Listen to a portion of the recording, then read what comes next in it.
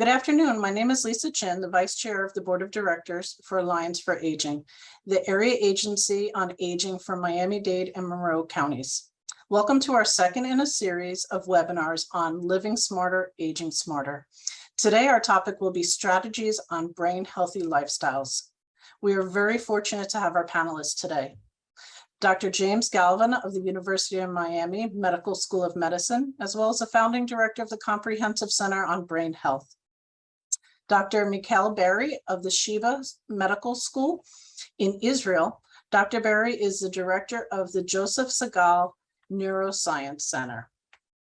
Mr. Tom O'Neill, CEO of Cognivue. Mr. O'Neill is a brain health advocate. Cognivue's mission is to elevate the gold standard of cognitive health assessment. We are also honored and pleased again to have as our distinguished moderator, Susan Holtzman, older adult and special needs advocate for the office of Mayor Danielle Levine Cavo. On another important note, I'd like to encourage all of you to mark your calendars for October 20th, when the New Faces of Aging Conference will be held. This year's theme is innovation and technology and how it will enhance the quality of lives for older adults. I hope you enjoyed today's webinar. It is my pleasure at this point to turn over today's events to Susan. Okay. Is that my cue? That is your cue. That's my cue.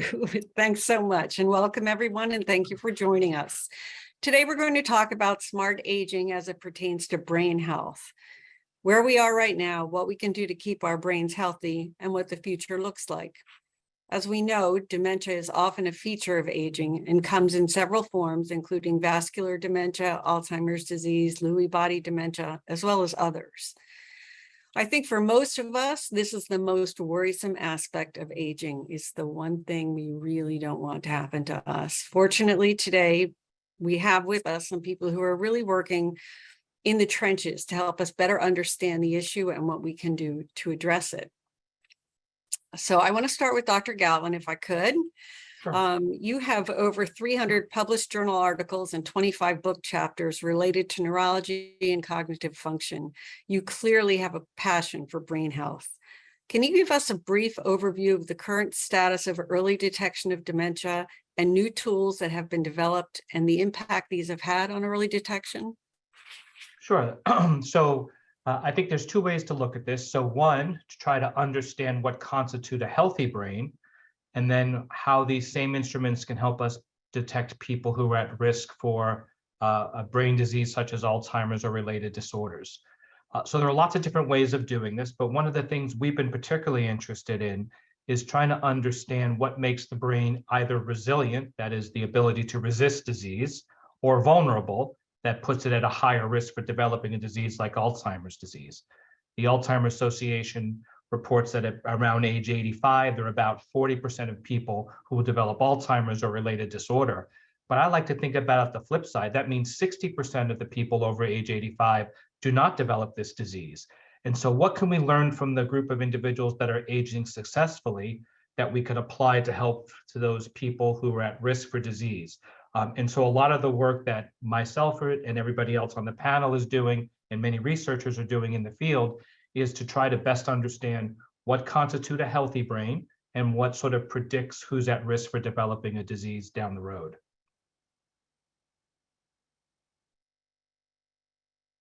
Oh, you're on mute, Susan. Sorry, I'm here in the office and I'm trying to make sure I don't get any background noise, but I might have to leave that open. Thanks so much. And Mr. O'Neill, you also have a unique perspective as a brain health advocate and business leader within the brain health space. What have been the top 2 to 3 light bulb moments related to the brain and cognitive function you have seen as you've been working to support this endeavor? Yeah, no, great question, Susan. I think it's a couple things, and where it's similar to what Dr. Galvin talked about, but different in that when we came into the market 4 years ago, we focused primarily on the MD, the primary care internal medicine family practitioner.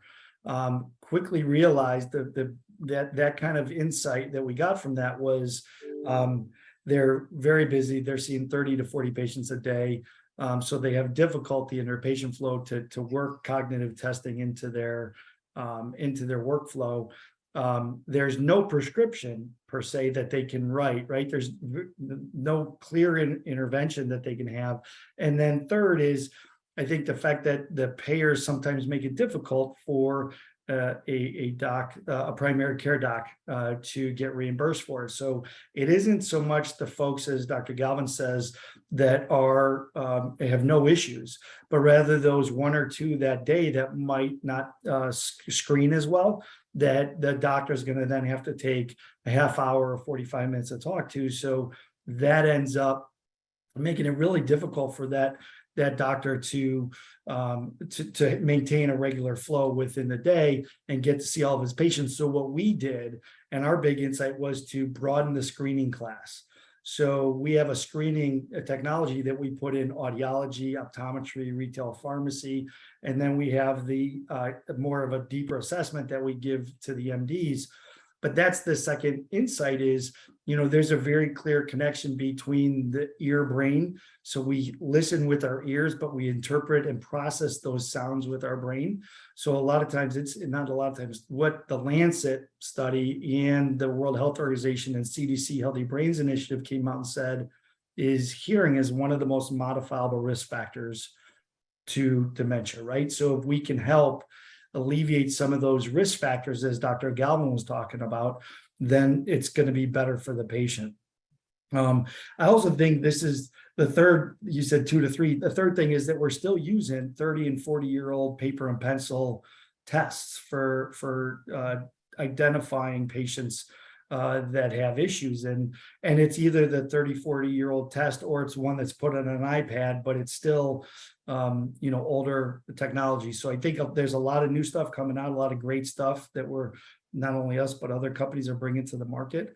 And the last thing I'll say is this isn't just a healthcare issue we're dealing with. This is a society issue, and it's here, and it's going to continue to get bigger and bigger. And we need to be working together. And I love the fact of what the Alliance for Aging is doing to help people stay home and be able to live their lives out where they want to, in the freedom that they want to. So that's my perspective.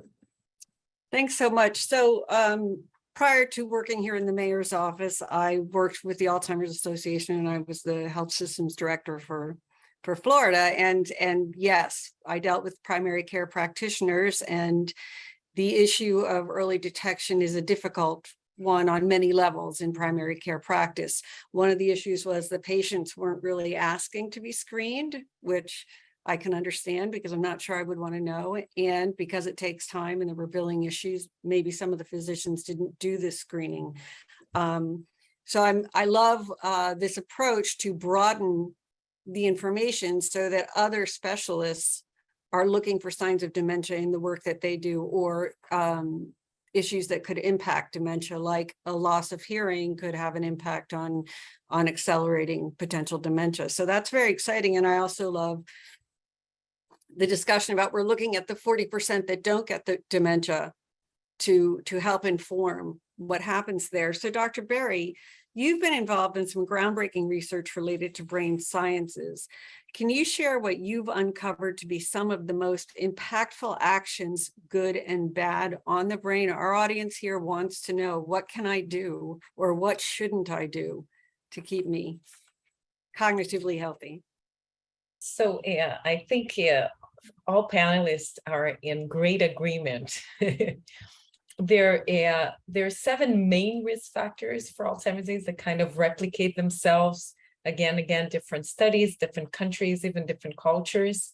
And they are low physical activity, diabetes, hypertension, smoking, obesity. And those 5, by the way, are directly affecting the body as a system, and primarily the heart, right? And they also affect the brain. And then there are 2 main ones that are affecting primarily the brain, which are depression and low cognitive activity. So again, there are a bunch of other risk factors. Those are 7. They're typically the strongest ones, right? There is sleep issues. There are also contribute to many problems in old age, and stress.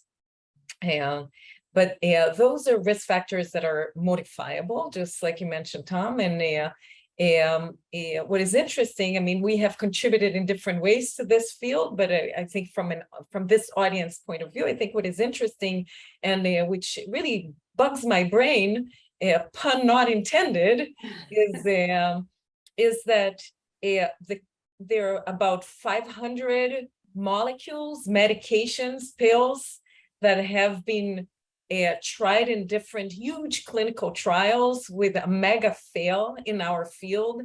And yet the few clinical trials for prevention that have been coming out in the literature, and there are a bunch, by the way, about to come with results in the next year or two.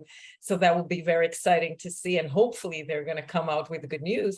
But the few prevention clinical trials, meaning that they address directly those risk factors in comparison to groups that get some kind of general education, they actually show a decrease in decline or slow in decline. So I think my message is that still there is a lot of work to do. All of us have tons of work to do. But I think the main message is that we all want a pill that will resolve our non-doing physical activity, our obesity, etc. Right? We want a super duper pill to resolve it. But the reality is that those haven't worked so far too well. And in contrast, addressing the risk factor per se or preventing it from happening altogether, in other words, not having diabetes, not having obesity, etc., seem, at least in current evidence that we have, seem to actually have a positive effect on your cognitive health. Hey, Dr. Beeri, just to reinforce that, I think, Susan, you had mentioned, like, some people just don't want to know, but I would actually propose that Dr. Beeri's right, these modifiable risk factors, I think there's an educational component here where, you know, if I talk to a senior and I'll talk to my mom or dad, they'll think I don't want to test because I already know I have early dementia. And when I ask them early on, why do you think that? They'd say, because I forgot where I left my keys, or I forgot why I walked in a room. And then I educate them and I explain to them, well, it's these modifiable risk factors: diet, exercise, lifestyle, mindfulness. And then all of a sudden they open up their eyes and they're like, oh, that I didn't know that, right? So now all of a sudden they're interested in it. And I think there's an inflection point when you have whether you do one of the older Mocha or Mini Mental, or you use Cognivue, there's an inflection point there. So I never started taking my Lipitor and watching my diet until I saw my cholesterol numbers. I think that also holds true for brain health and cognition. And Dr. Beeri, I think you'll agree, and Dr. Galvin, that if they see an inflection point and they see that in the screening there might be something there, and still early enough before it's progressed to something more permanent like dementias, including Alzheimer's, then they can do something. You empower those patients to do something about it. Yeah, I can add something about this, which is kind of interesting. When people are afraid enough, unfortunately, it's a great motivator. It is. So in those prevention trials, they subdivided the groups by those who have, for example, a genetic risk. They have the ApoE4 genotype, or alternatively, those who have amyloid positivity, right? So they have amyloid in their brain, the pathology that underlies Alzheimer's disease, simplistically speaking.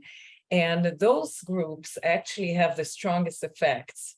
Okay, so both because they might be more compliant and adherent to the change in lifestyle, and also possibly because their biology allows for better improvements. Yeah, and I would just add that in fact, people do want to know what's wrong with them, because most people recognize that something's not quite right. I think it's more that the doctors often don't want to discuss it than the patients don't want to know it, because this takes time, and time is the enemy of most primary care doctors, because they have very limited time to spend with the patient. So I think one of the other things that's really changing is the use of technology to try to build platforms and facilitate some of these discussions, right? So instead of having to interview someone for 6 hours, can we, codify that down into a brief assessment that could be done online or prior to the doctor visiting with the patient that would then give the doctor actionable information, right? And so again, I think some of the research that all of us are participating in are somewhat related to those variables. So we've created a platform where we can look at resilience factors and vulnerability factors, as well as a brief performance measure, and correctly classify, is this a healthy brain or is this an at-risk brain? And if it's an at-risk brain, does the brain look more like mild cognitive impairment or like Alzheimer's and related disorders? And then from there, we can do it, using a precision medicine-like approach, not precision medicine, but precision medicine-like approach, then we can tailor interventions to the individual. So people are very interested in finding out what's going on. Just, I think in a lot of cases, no one wants to talk to them about it. Hey, Dr. Galvin, I'll reinforce that a little bit. So before COVID hit, you guys know about employee wellness fairs. So it's, biometric screening. It's all, Susan, you guys have probably done it in the mayor's office too, but Oh, yeah. you 20 tables and you have different vendors and suppliers. We attended 55 of those before COVID started. That's when we all used to still go to work, into a place of work. But we had 55 of those health fairs, from Samsung to Cleveland Clinic to Waste Management. And in every one of those instances, we had 4 of our devices running full time, and they're usually 3 or 4 hours. Those health fairs are usually 3 or 4 hours long. We had to stay an hour and a half to 2 hours longer later at every single health fair. And Dr. Galvin, we had a waiting list of people. And usually, people just kind of come in and funnel out. We had a waiting list that we stayed 2 extra hours for. So it does reinforce the point that Dr. Galvin's saying, that people do want to know that the one thing that they fear most is Alzheimer's and dementia. We also know there's caregivers that we call the worried well. So they have mom, dad, grandma, grandpa, aunt, uncle who have had Alzheimer's. And so they're already inherently nervous or worried that they may have the likelihood of getting the disease too. So you have a lot of people out there, and I agree with Dr. Galvin, that want to know.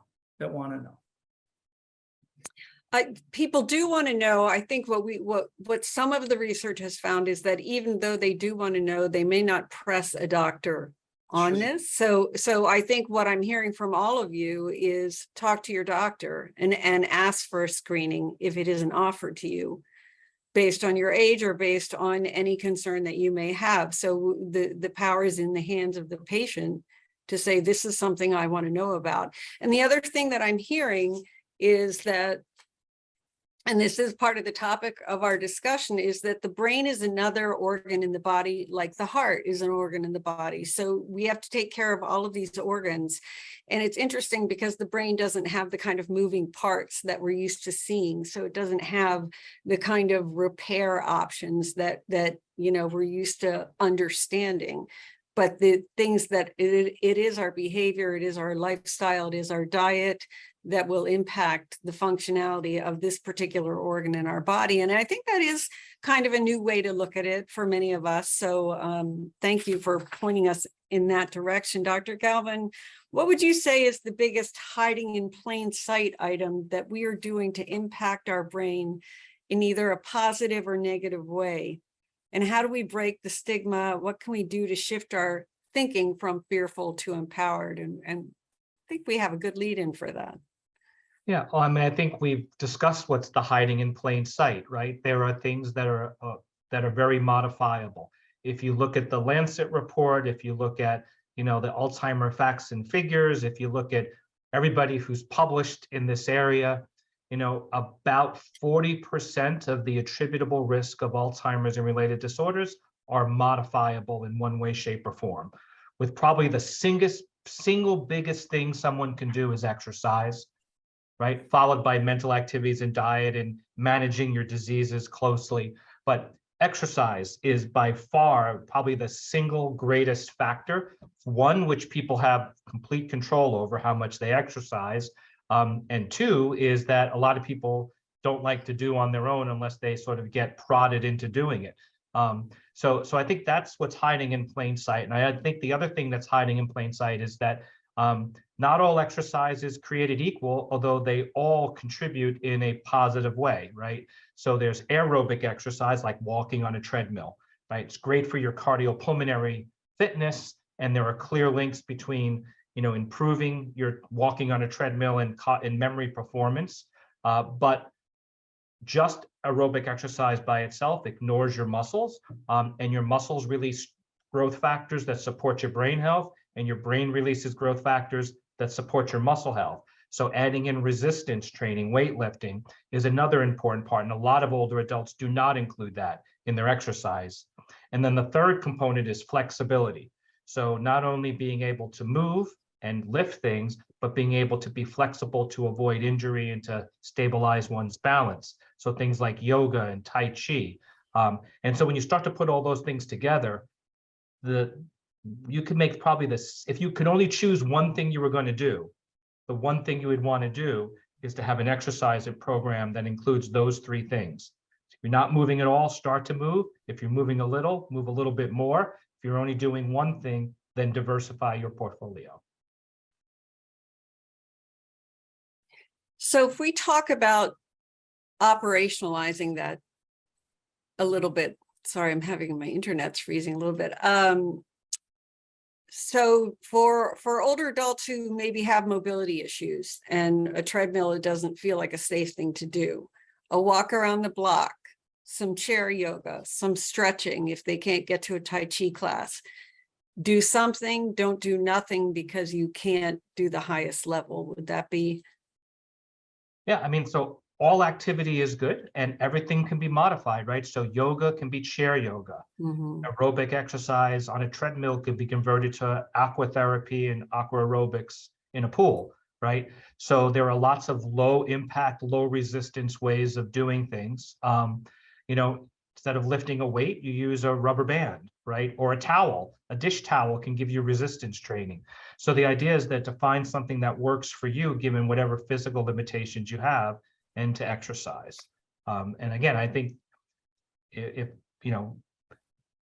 as a physician, we've told people forever, stay mentally active, physically fit, socially engaged, eat a healthy diet.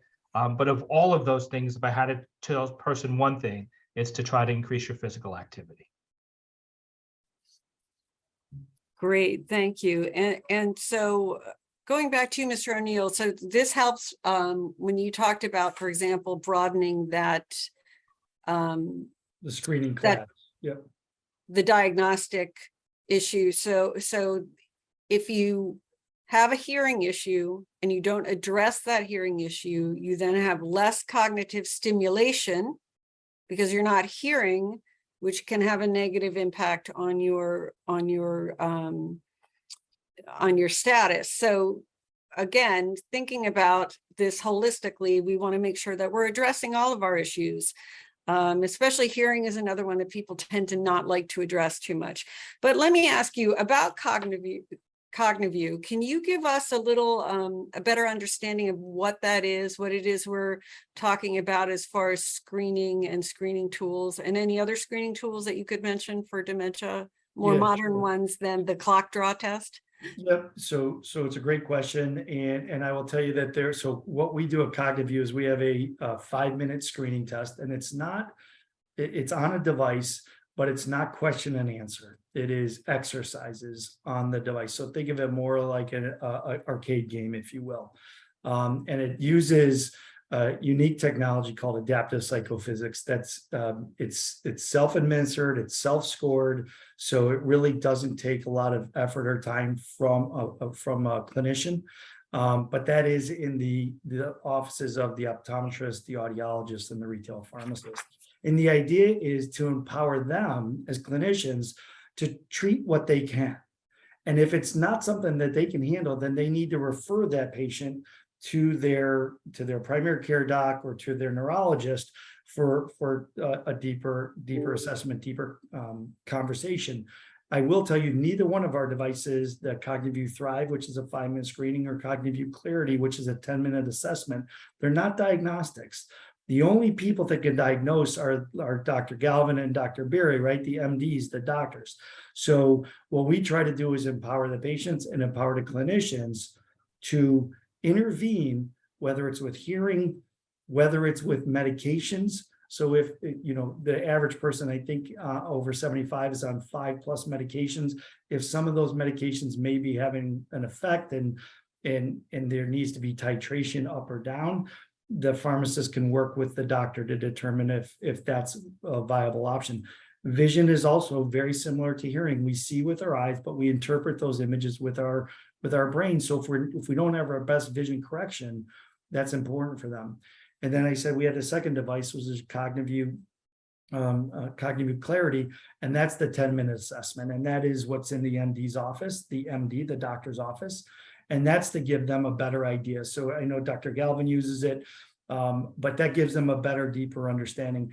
And there are a number of really good devices, Linus, Cogstate, and this is not a commercial for Cognivue. This is, like I said, this is a society issue, and this is one where there's so many opportunities here to bring the technologies to market. There isn't going to be one clear winner. It's going to be, how do we all work together to make sure we're taking care of the patients and working with the clinicians to get there? Well, let me ask you, and thank you for pointing that out, and that there are several devices for this, but the value, one of the values of that, I would presume, is that you can measure and then measure again and measure again, so that you can, on the longer term, have a better understanding of a patient's status. For sure. Or if medication is creating improvement. Yeah, I think we have to get to a point with cognition and brain health that we're screening and testing it from the early 20s and 30s through, because whether it's traumatic brain injury or concussion or medication or a number of different things, right? If things pop up or come up throughout a patient's life, then to your point, they have a history they can look to, the doctor can look to, and see if certain parts of their cognition, the different domains we call it, if there's been an impact. Very interesting. So that brings us to you, Dr. Beeri. The next question we have is about mental health and brain health. Are they the same thing? What's the connection? What's the difference? And what can we do to support our mental health in order to support brain health? Okay, so I just want to correct you, Tom, for a moment, for full accuracy and transparency. Sure. I'm not an MD, I'm a PhD. Okay, right?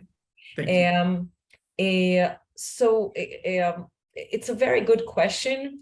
Actually, we and Dr. Galvin probably will agree with me that I think that part of the most difficult differential diagnoses in early stages of Alzheimer's disease is separating depression or apathy from cognitive decline, right? From a cognitive deterioration.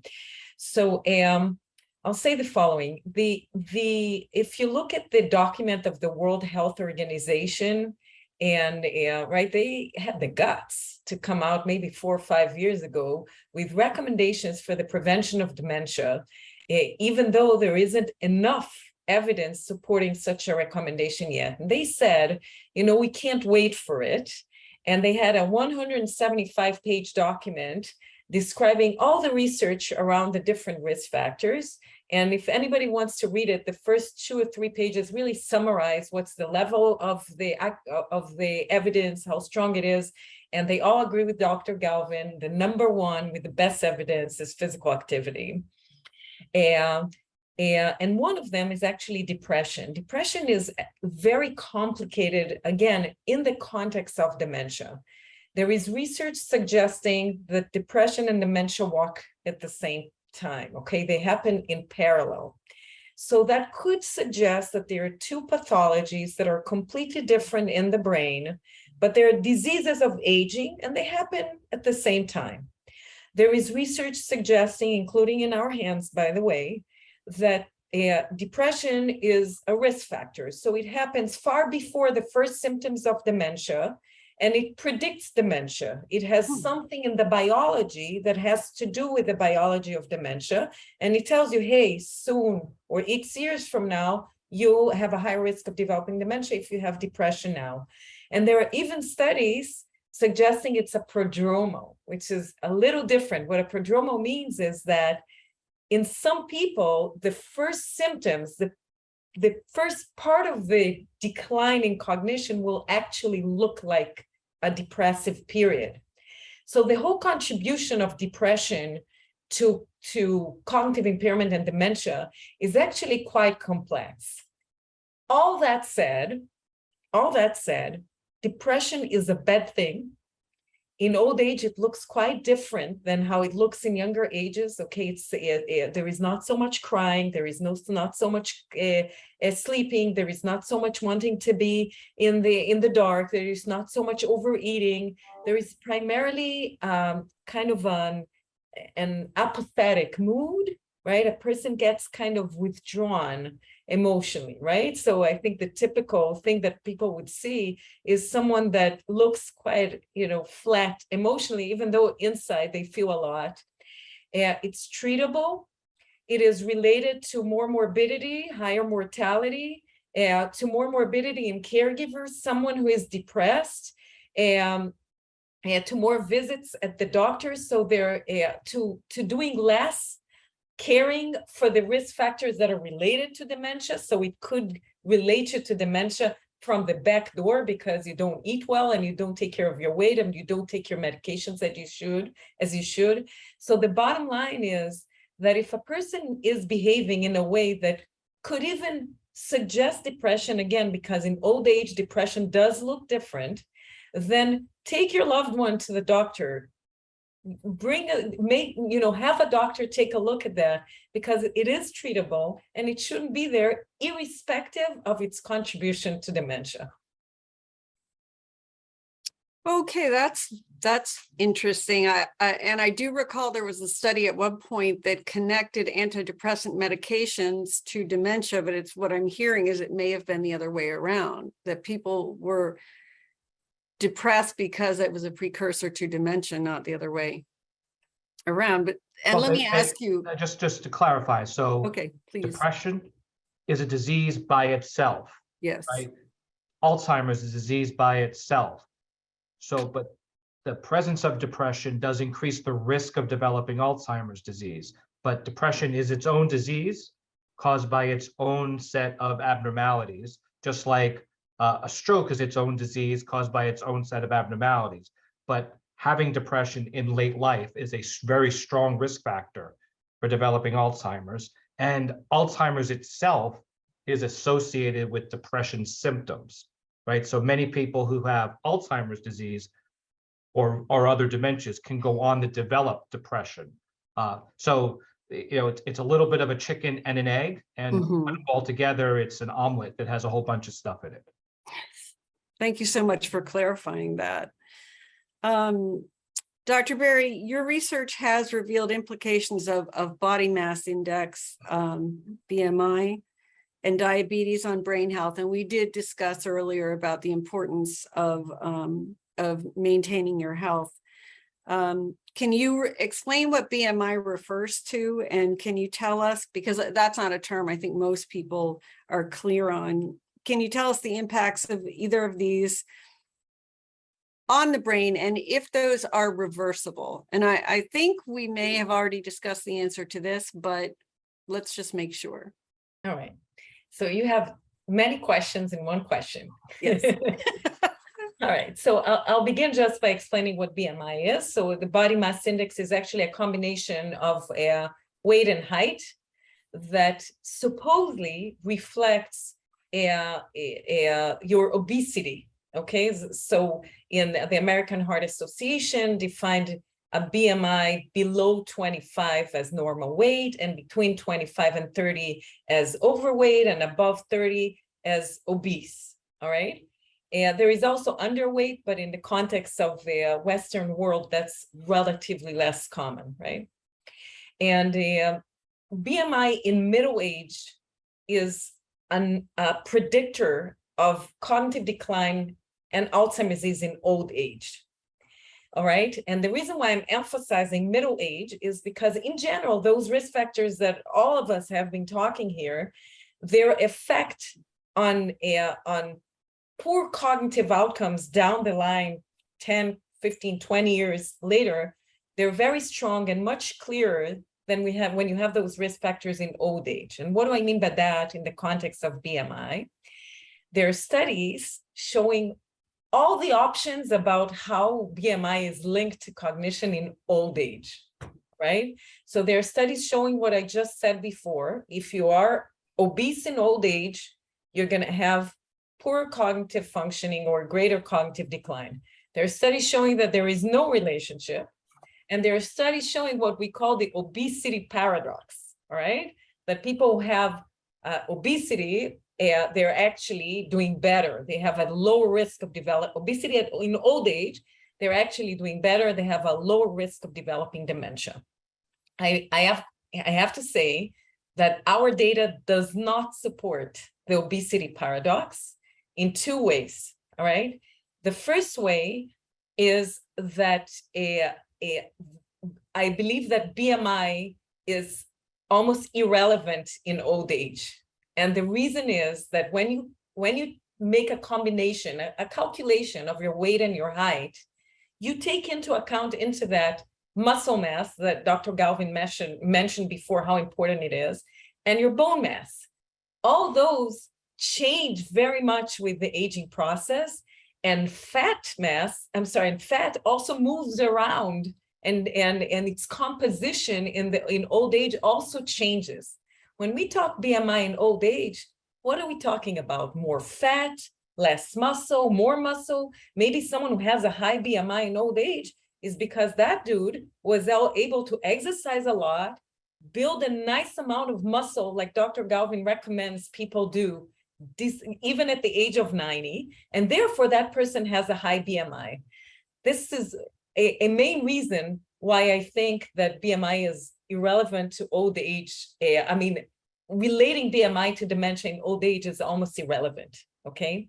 And the other thing is that we have been doing something pretty cool, and both Tom and Dr. Galvin, they bring new technologies into the field.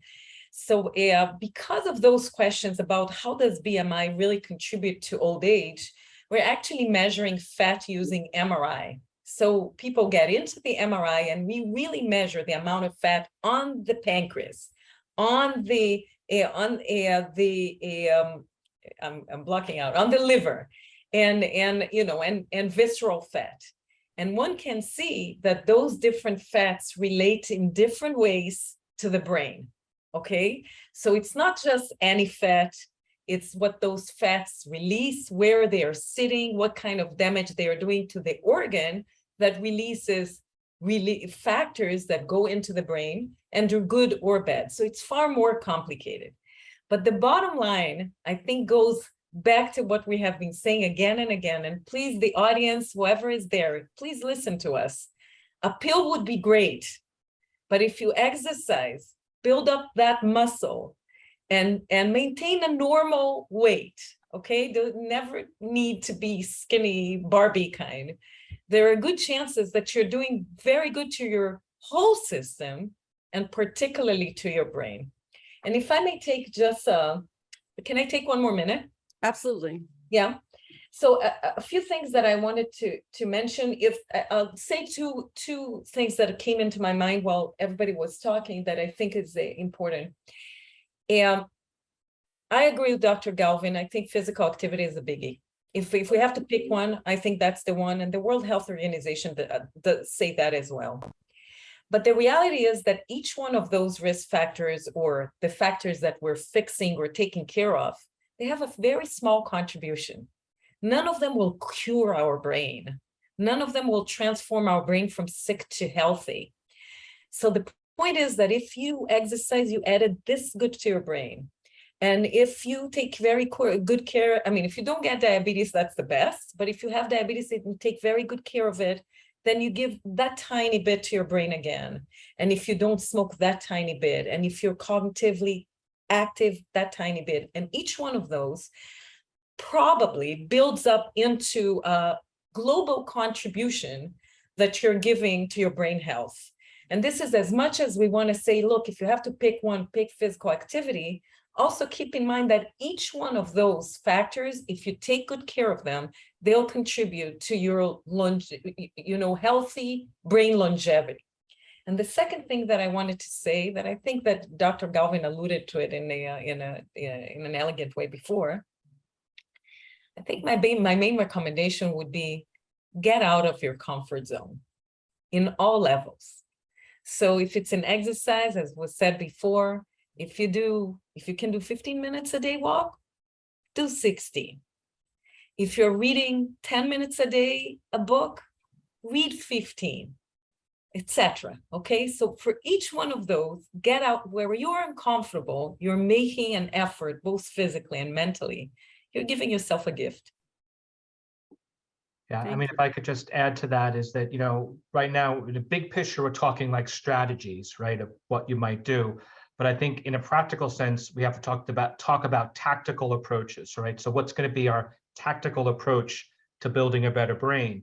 And we've talked about a lot of different things, but if we break them down in just basically 4 categories, right, to make it really simple. So 1, risk reduction. So if you're doing something that's a known risk that's going to damage your brain health, try not to do it, right? 2 is health promotion, right? So things that we know are good for your brain or for the rest of your body, if you're not doing them, if you're doing a little bit, do a little bit more. 3, healthful behavioral change. And that's to make the right choice the easy choice, right? So instead of reaching for a Twinkie, right, like put a bowl of fruit out and that's what you can reach for, right? And the last is really tight management of your coexisting diseases. So if you have diabetes, abundant evidence shows better control of your sugar and your hemoglobin A1C level is going to lead to better outcomes. If you have high blood pressure, better control of your blood pressure is going to lead to better health outcomes, et cetera. So, we talked about lots of risk factors and 7 risk factors and, what kind of foods to eat. Really, it comes down to reduce your risk, increase your health promotion, make the right choice, and follow your doctor's advice and manage your medical conditions. If you can do those things, which not easy to do, but if you can do those things, you're more assured to have a healthier brain as you get older than not. Hey, Dr. Galvin, I want to, there's one other piece I really want to connect with and that is the motivational piece. For 2 years, we were under severe restrictions with COVID. Mhm. So while we were under that, and seniors especially, right? They weren't dieting right. I know, because when I go to Wegmans, the bakery aisle would be clear, but the vegetable aisle would be full, right? So diet, exercise, they closed gyms, right? Mindfulness, they were all of a sudden either on the phone or FaceTiming with their relatives. So while those pathologies were getting worse, whether it's diabetes or different cognitive issues, they weren't out there. So I'd say, really for everybody that's in that position where it wasn't normal living for anybody for those last 2 years, the motivation of the things that Dr. Galvin and Dr. Beeri are mentioning now, like I think we got into some bad habits over the last couple of years because of COVID. And so I just implore you to really get out of your comfort zone, as Dr. Beeri said so eloquently, and to push it. And now more than ever, because for 2 years we'd go to the grocery store, but we wouldn't go see the doctor, which was the oddest thing. But it is something that we have to take note of and make sure that we're driving people to get back into it. Well, let me ask you this. So you're talking about, for many of us, you're talking about changing our behaviors and changing our behaviors later in our lives. So I think for a lot of people that feels like, I know I'm kind of set in my ways. And so that's a big mountain to climb, but you've seen evidence of people doing that. I think I'm looking for a little encouragement here. You can do it. Can we do that? And we know it would have a positive impact, but Dr. Galvin, do you see a lot of your patients changing their behavior? People can absolutely do it. One, if someone's willing to work with them to do it, right? So whether it's your doctor, a health coach, a nutritionist, a dietitian, a psychologist, a social worker, a best friend, a rabbi, a minister, a priest, anybody. I mean, so doing things as a group, humans are social beasts for the most part, right? And so doing it with somebody is much easier than doing it on your own.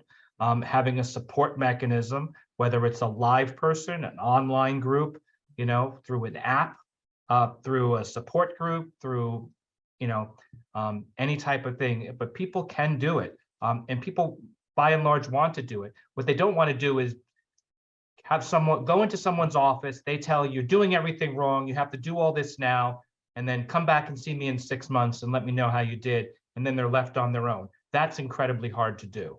But I think if we set people up for success, then they will succeed. If you set people up for failure, then it's going to be more difficult for them to succeed. Yeah, Dr. Galvin, I think the other piece to that is to reinforce it too is we know the underserved market has higher risk factors when talking about diet, exercise, lifestyle, mindfulness, some educational components to it. So I think you have to also lean on the communities, the churches, the community centers, and the ministers you said, but bring it to them, bring it to where they are, because that might not be part of everyday life, not only just with seniors, as you mentioned, Susan, but I think within different communities, I think I know there's a higher preponderance of dementia and Alzheimer's because of those modifiable risk factors that play a part.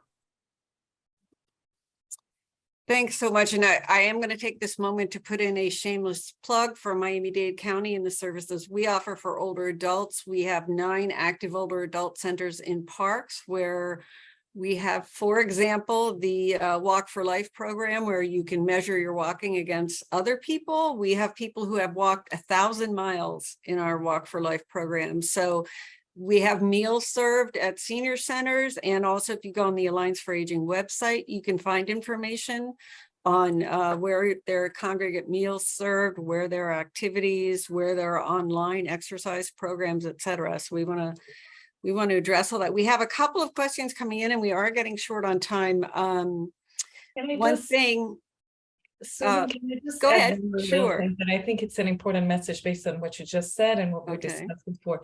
It's true that young people have stereotypes for against old people, but old people have stereotypes about their own selves. So I'm going to just give an example of a patient, a participant in one of our studies with the age of 70 was so scared he's going to get Alzheimer's disease that he went to study to be a pilot. And this week, on the 22nd of the month, he was 77 and he pilots his airplane.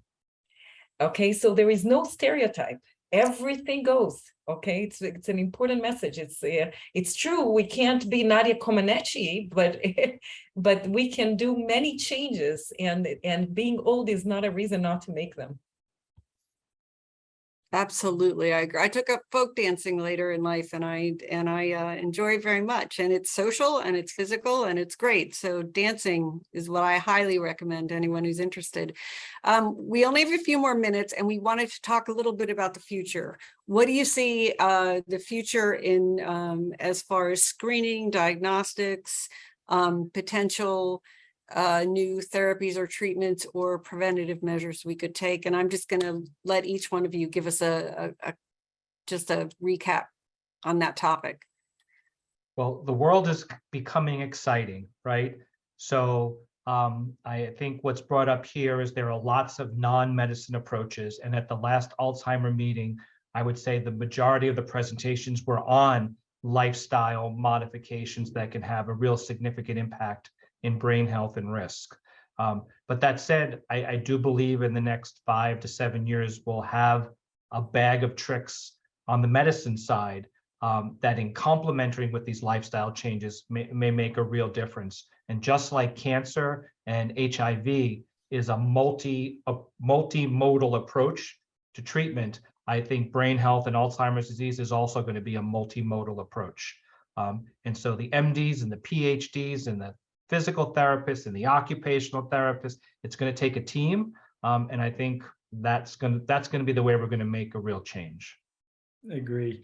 I would say there are organizations like the Global Alzheimer's Platform and their BioHermes study, Davos, certainly globally, the Milken Institute to Improve Dementia Care, Dr. Galvin at the University of Miami Comprehensive Center for Brain Health, doing great work to help continue to bring new insight into the community. And I think the other piece is we have to figure out how to get health systems to get much more actively involved in screening, and not using things like a 2 or 3 question mini cog, but rather to make time. But you can't just leave that up to the primary care docs. Do great work. They're great. They do great work, but you can't ask them to take this on top of it without starting to help them manage the time and the patient flow, in addition to the payer and the reimbursement side. So I think there's a lot of work still to be done within the health system to help us broaden the screening class, but it's got to be worked on, and it's got to be a team effort.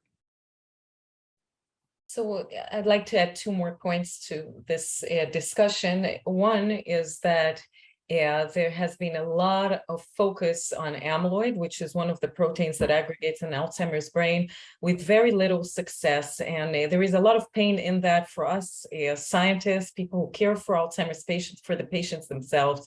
But the good side of a mega fail is that you have to get out of your box and think of other targets and other directions. And I think this is what's happening now.